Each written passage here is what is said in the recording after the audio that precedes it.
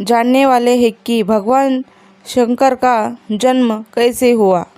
हिंदू धर्म में कुल 4 वेद और 18 पुराण है और इन वेदों पुराणों में देवी देवताओं के जन्म से लेकर उनके अवतार और अन्य कृत्यों की जानकारी का वर्णन किया गया है। दुविधा की बात तो यह है कि कुछ समान बातों से परे सभी में कहानियाँ का अलग अलग तरीके से बखाना किया है। पुराणों में त्रिवेद कह जाने वाले ब्रह्मा, विष्णु और महेश के जन्म से जुड़ी कहानियों का भी उल्लेख किया गया है। भगवान शिव का जन्म कैसे हुआ? विष्णु पुराण की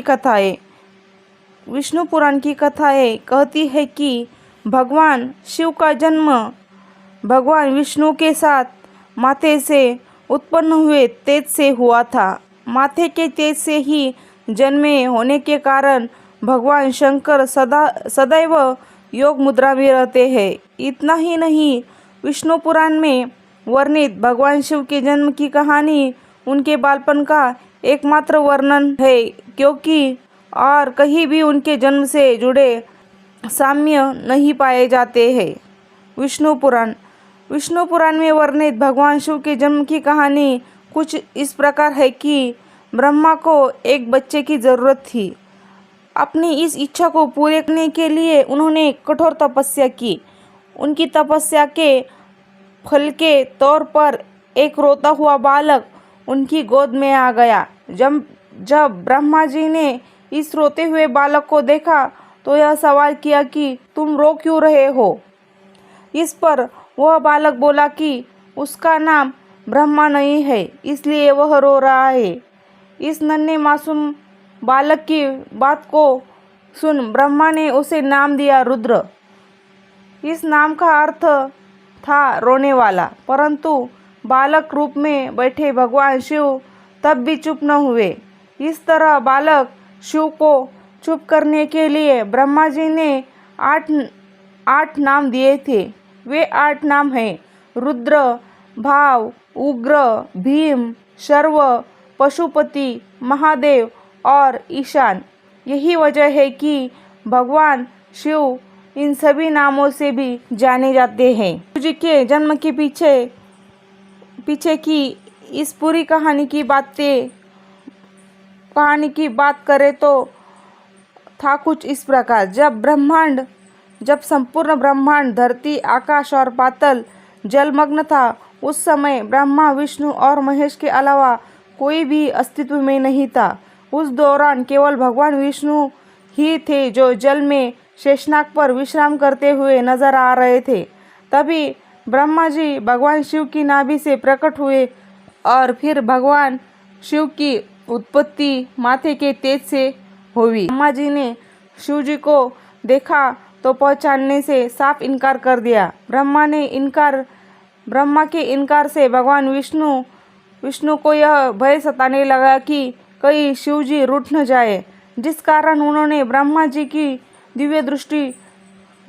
को दिव्य दृष्टि प्रदान की, जिससे उन्हें शिव जी के बारे में स्मरण हो गया। सब कुछ स्मरण होते ही ब्रह्मा जी को अपनी गलती का आभास हुआ और उन्होंने शिव जी से माफ़ी मांगी। साथ ही ब्रह्मा जी ने शिव जी से अपने पुत्र के रूप में जन्म लेने का आशीर्वाद भी मांगा। भगवान शिव ने ब्रह्मा जी को माफ़ करते हुए उन्हें आशीर्वाद प्रदान किया। इसके बाद भगवान विष्णु के महल से उत्पन्न हुए मधु कैटभ के वध के बाद जब ब्रह्मा जी ने संसार की रचना करने का आरंभ किया, तब उन्हें एक बच्चे की जरूरत पड़ी। इसी समय उन्हें भगवान शिव से मिला आशीर्वाद याद आया।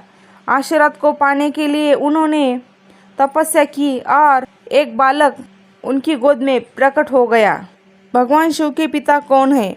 विष्णु पुराण की माने तो शिव जी के पिता ब्रह्मा जी थे, जिन्होंने शिव जी से अपने पुत्र के रूप में जन्म लेने का आशीर्वाद मांगा था।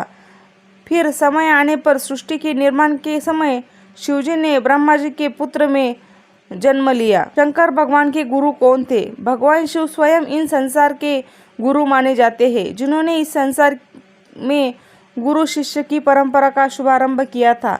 हिंदू धार्मिक ग्रंथ कहते हैं कि ब्रह्मा जी की और शिव जी इस संसार में सबसे पहले गुरु है। जहाँ ब्रह्मदेव ने अपने मानस पुत्रों को शिक्षा प्रदान की, वही भगवान शिव ने अपने 7 शिष्यों को शिक्षा प्रदान की थी।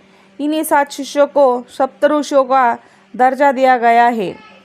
शिवपुराण कथा। शिवपुराण कथा में जन्म से जुड़ा शिव का रहस्य कहता है कि भगवान शिव का आदि और अंत से कोई संबंध नहीं है। वे काल और मृत्यु के चक्र में बिल्कुल परे है। शिवपुराण के अनुसार भगवान शिव स्वयंभू है, जिनका जन्म स्वयं हुआ था। जिस प्रकार शिव स्वयंभू है, उसी प्रकार नर्मदा नदी से निर्मित होने वाली शिवलिंग की भी स्वयंभू माना जाता है। इसके पीछे की वजह यह है कि उन शिवलिंग को कहीं से निर्मित नहीं किया गया, वे खुद ही नर्मदा नदी से निर्मित होकर निकले हैं। नर्मदेश्वर शिवलिंग स्वयंभू होने के कारण अपने साथ कई विशेषताओं को लिए हुए है। जिस घर में भी इस स्वयंभू शिवलिंग को पूजा जाता है, वहाँ भगवान शिव का आशीर्वाद सदैव बना रहता है। सभी बिगड़े काम बनने लगते हैं। इस तरह दोस्तों, यह भगवान शिव की जन्म की जानकारी है। अगर आपको यह जानकारी पसंद आए तो प्लीज़ कहानी को लाइक कीजिए और हमारे चैनल को सब्सक्राइब। अगर आप सच्चे भक्त हैं तो कमेंट में हर हर महादेव जरूर लिखें। धन्यवाद।